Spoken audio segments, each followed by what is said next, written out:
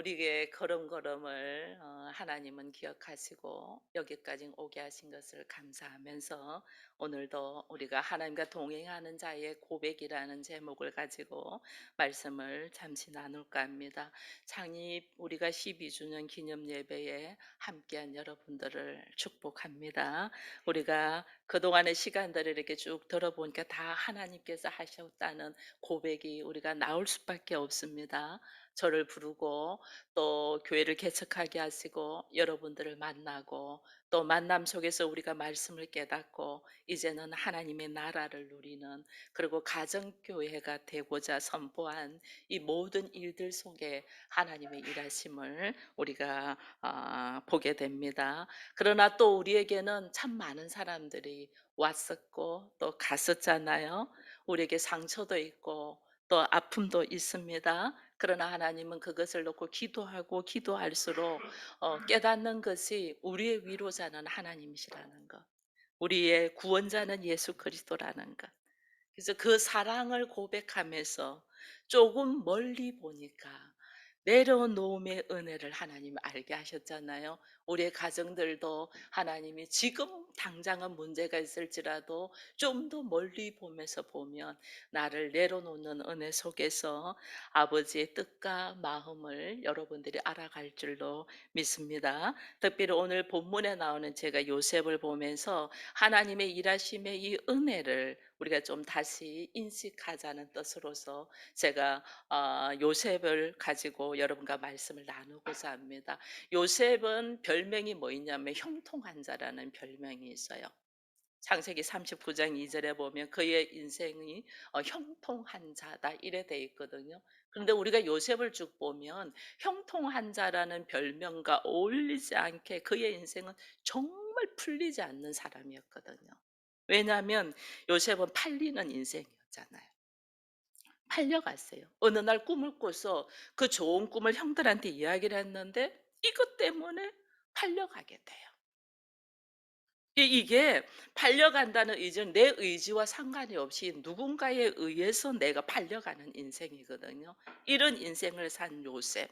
이 요셉은 가만히 보니까 엄마가 일찍 죽어요. 밑에 동생 베냐민을 놓으면서 죽어버리잖아요. 요셉은 어린 시절 엄마가 없이 성장해요. 엄마가 없다 이 말은 다른 말로 내 편이 없다 그 말이에요. 내 편이 없어. 그런데 그러다 보니까 야곱이 엄마 없는 요셉을 좀 더 사랑하고 품고 채색 옷을 입히고 좀 별나게 편애를 했어요. 이것이 또 형들에게 시기와 질투와 미움의 원인이 됩니다. 엄마도 없는데 형들도 다 미워해. 그런 요셉에게 형들이 어느 날 꼴보기 싫은 거죠. 어떻게 노예로 팔아버리는 거예요. 노예로 팔려갔어요. 인생이 비참하게 돼요. 근데 그 노예로 팔려간 그 상황에서도 요셉은 어떻게 하냐면 열심히 일을 하죠. 열심히 일을 하니까 주인이 인정을 해 가지고 가정 책임자로 딱 세워 줬어요. 가정 책임자를 세워 줘서 거기서 좀 숨을 좀 쉴 만하나 했더니 주인의 여자가 요셉을 유혹하잖아요. 그 유혹을 뿌리치고 나왔을 뿐인데 누명을 덮으셔 가지고 감옥으로 들어가요. 이 감옥 속에서 그는 인생이 풀리지 않아도 이렇게 풀리지 않을 수가 없어요. 이 감옥에서도 요셉은 자기를 내려놓고 최선을 다하고 열심히 해요. 그 열심히 하는 중에서 친구가 생기잖아요. 어떤지 그 왕의 신하들을 알게 돼요. 그래서 왕의 신하들의 꿈을 해몽을 해주다가 어느 날 그래요. 내가 여기서 풀려났고 내 위치가 회복이 되면 내가 반드시 너를 기억할게 그랬거든요. 그런데 풀려나고 나니까 기억해요, 안 해요? 기억하지 않아요. 까마득하게 요셉을 잃어버려요. 사람을 믿는 것이 얼마나 상처가 되고 실망이 되는 것을 처절하게 느꼈지만은 묵묵하게 요셉은 있죠. 그러다가 이제 자기들이 사회가 뒤숭숭하면서 어려워지는 사회가 돼요. 왜냐면 왕이 꿈을 꿨는데 이 꿈을 해석해 줄 사람이 아무도 없어. 그럴 때 요셉을 생각하는 거예요. 자기들의 위험과 고통과 문제 속에서 어? 그때 꿈 해몽해 준 자가 있었는데 하고 요셉을 생각해서 겨우 요셉이 감옥에서 나와서 바로의 왕의 꿈을 해석하면서 달라져요. 이 요셉이 왜 이렇게 형통한 자라는 별명이 있나? 여러분, 이 형통이라는 말은 다른 말로 하면 뭐냐면 형통은 뜻대로 잘 되어 간다 그 뜻이거든요. 근데 요셉의 인생은 뜻대로 잘 된 것이 하나도 없어요.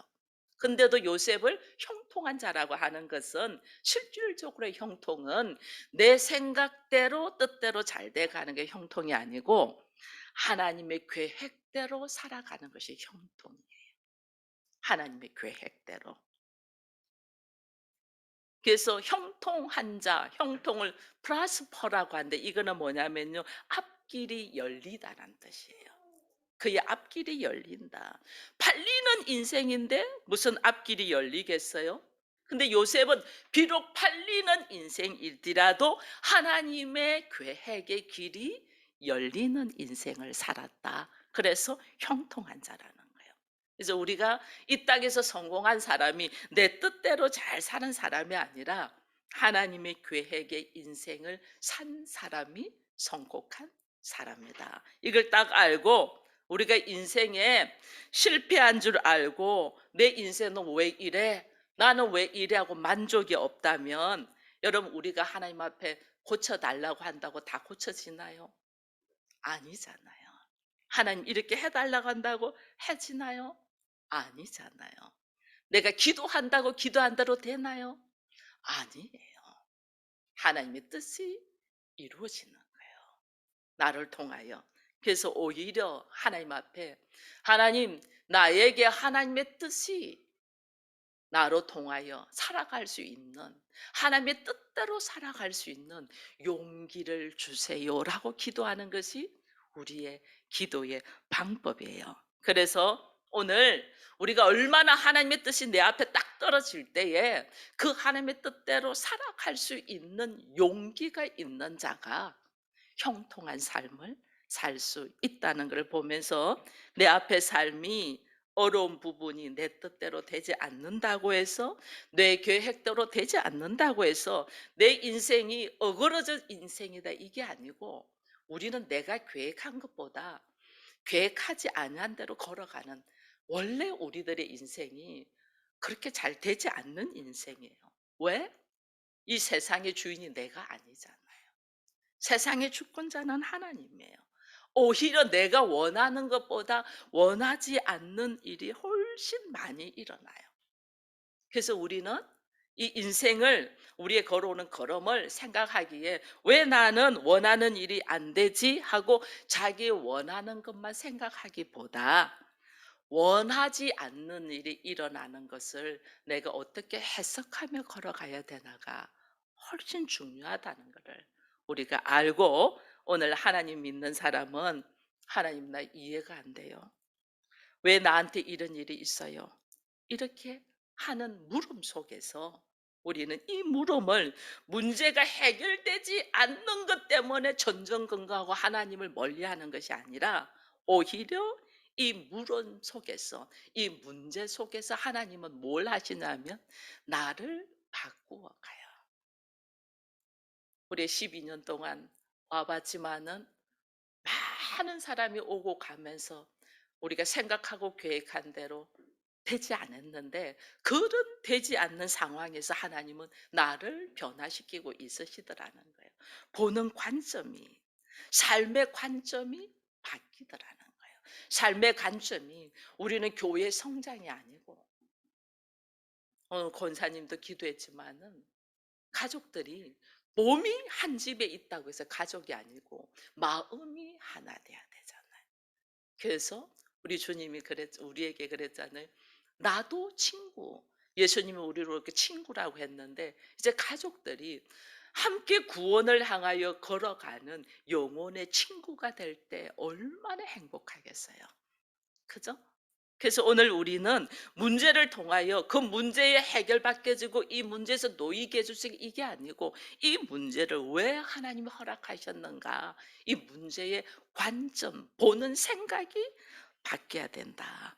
네 문제를 통해서 내가 계획한 일을 가는 것이 아니고 하나님의 계획 속에서 나를 어떻게 이끌어 가시는가를 우리가 알아야 된다. 그래서 지금 내 현실의 문제가 딱 놓여 있는 거를 우리는 받아들일 수 있는 사람이 용기예요. 놓여 있는 문제를 그대로 받아들이. 내 뜻대로 사는 것이 아니고 하나님의 뜻대로 걸어갈 것을 보면서 받아들이는 거예요. 이 문제 속에서 내가 여전히 답을 못 찾아요. 그러나 이 답을 못 찾아도 이 답을 하나님 앞에 가지고 나와서 묻고 또 하나님 앞에서 질문하고 그리고 하나님께서 답을 받고 하는 것이 우리의 걸어가는 인생의 여정이다라는 것을 보면서 신앙생활은 용기가 있어야 된다라는 것을 우리가 알기를 바랍니다. 이 용기는 지금 내 앞에 놓여 있는 이 삶의 모든 모습을 그대로 인정하고 직면하는 거예요. 여러분 그대로 환경이 내 앞에 놓여 있는 환경을 그냥 맞닥뜨리면서 가는 거예요. 감사함으로. 이것을 하나님 앞에 하나님 내 인생의 모습에 하나님 이대로 인정하고 걸어갑니다. 그러나 다만 하나님은 나에게 믿음의 용기를 주세요. 나를 도와주세요. 이러면서 걸어가는 거예요. 그래서 요셉의 인생을 우리가 잠시 이야기했지만 그의 인생이 굴곡이 참 많잖아요. 그죠? 뭐 아버지로부터 사랑 듬뿍 받았는데 생각이나 했어요? 노예 생활할지. 채색 옷을 입고 있었던 요셉이 노예로 갈지 생각도 못 했다니까요. 노예 생활에서도 또 일을 열심히 해서 최고가 올라갔어요. 최고가 올라갔는데 감옥으로 들어갈 그 생각도 못 했다니까요. 그죠? 감옥에서도 간수장한테 인정을 받고 왕의 신하들의 꿈을 해석해 주고 잘했어요. 그러나 사람들에게 잊혀진 삶을 살 줄은 생각도 못 했다니까요. 이게 우리의 인생에 굴곡이 많아요. 이런 굴곡을 왜 나는 이렇게 살아? 이게 아니에요. 이것을 요셉의 모습을 보면서 우리의 인생도 올라갈 때가 있으면 내려갈 때가 있다. 업될 때가 있으면 다운될 때가 있다. 그러면서 뭐 하냐면 하나님을 바라는 거예요. 하나님을 봐. 그때 요셉이 오늘 고백한 고백들이 있잖아요. 50장 20절. 우리가 같이 한번 읽어 볼까요? 50장 20절만 같이 한번 읽어 볼게요. 당신들은 나를 해하려 하였으나 하나님은 그것을 선으로 바꾸사 오늘과 같이 많은 백성의 생명을 구원하게 하시려 하였나니. 아멘. 그러면서 하는 말이 당신들 두려워하지 마세요. 왜냐하면 형들이 요셉을 죽이려고 하다가 종으로 팔았잖아요. 아버지 이 야곱 때문에 우리를 봐주는 걸 생각했는데 아버지 야곱이 딱 죽었어. 그러니까 이제 형들이 큰일 났어. 요셉이 우리에게 반드시 보복할 거다. 그래서 지금 형들이 하는 말이에요. 무릎 앞에 탁 엎드려서 우리는 당신의 종입니다. 이러면서 납작 엎드린 거예요. 근데 요셉이 수많은 인생의 굴곡을 경험하면서 그가 하나님을 알게 된 거죠. 그 하나님을 딱 보는 순간에 여기까지 오게 된 것이 내가 여기까지 오게 된 것이 형들은 나를 죽이려고 나를 팔았지만은 하나님은 이것을 선으로 바꾸셔서 많은 사람의 생명을 살리려고 나를 애굽의 종리로 세웠다. 그러니 걱정하지 말라. 두려워하지 말라. 오히려 뭐라고 하는 줄 아세요? 형들뿐 아니라 형들의 자녀들까지도 내가 내 자식까지 기르리다. 이게요. 하나님과 동행한 자만이 고백할 수 있는 고백이에요. 하나님이 없는 사람은 기회다 하고 보복을 하죠. 하나님과 동행하면서 하나님은 왜 나를 이렇게 인생의 수많은 굴곡 속에서 나로 하여금 힘들게 했을까? 나로 하여금 아버지를 알게 하고 하나님의 뜻을 알게 하고 예수가 이 땅에서 십자가를 지신 것은 인류를 살리기 위함이었잖아요. 사람을 살리기 위함인 것처럼 오늘 나로 하여금 이 무거운 십자가를 쥐고 이렇게 내가 죽을 만큼 고생한 것은 가족을 살리기 위함이었다. 이걸 다 가니까 내가 수고한 것조차도 감사. 하나님의 뜻에 깊이. 여러분, 우리 인생이 잘 되어서 고백하는 게 아니에요. 아픔 속에서도 용기를 가지고 하나님 앞에, 하나님, 나를 도와주세요. 순간순간 말없이 없이 떨어질 때 도와달라고 했을 거 아니에요. 종으로 팔려갈 때 그 걸음에 아무도 없는 걸음에 내 인생 어떻게 갈지 모르는 그 걸음에 하나님 나를 도와주세요. 그랬을 거 아니에요. 그 속에서 하나님이 그를 세웠었고 또 누명을 써서 감옥에 들어갔을 때도 그는 뭘 기도할 수 있겠어요? 하나님 나를 도와주세요. 하나님 나와 함께 해주세요. 하나님 나를 도와주세요.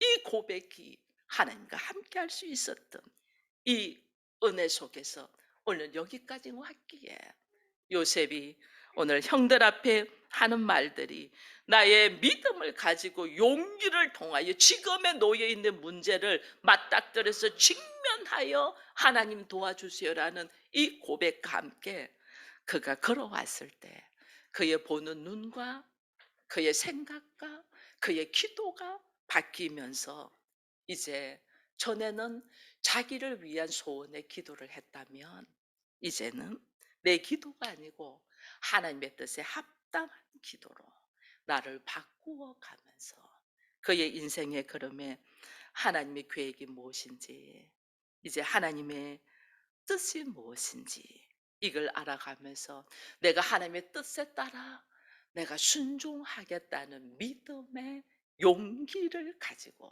여기까지 걸어온 것을 우리가 보게 됩니다. 여러분, 우린 전부 다 연약한 존재예요. 누군가의 도움이 없이는 여기까지 올 수 없어요. 아이들도 그냥 자란 것 같은데 뒤에서 늘 부모의 손길이 있기 때문에 올 수 있었거든요. 우리 마찬가지예요. 하나님 도와주세요. 하나님 함께 해주세요. 이 연약한 말이잖아요. 도와주세요. 함께 해달라.